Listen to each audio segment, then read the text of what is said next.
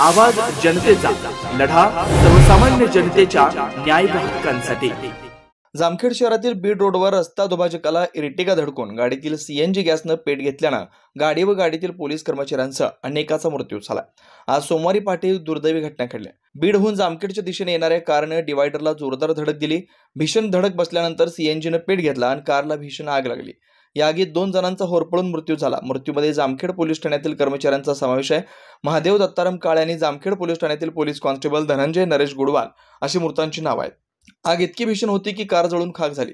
गाडीत जळून मृत्यू झालेल्यामध्ये जामखेडचे पोलीस कर्मचारी धनंजय नरेश गुडवाल व जामखेडमधील साईनाथ पान शॉपचे व्यापारी महादेव काळे यांचा समावेश आहे। कारने रस्त्याच्या बाजूला असणाऱ्या डिवायडरला धडक दिली। त्यानंतर 150 फुटावर कार फडफडत गेली होती, त्यामुळे सीएनजीने पेट घेतला आणि कारमध्ये आग लागली।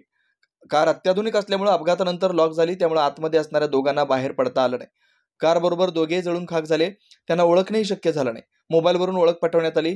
सदर घटनेचा तपास पोलीस निरीक्षक महेश पाटील यांच्या मार्गदर्शनाखाली जामखेड पोलीस करतात। आवाज जनतेसाठी अमृत कारंडे, जामखेड।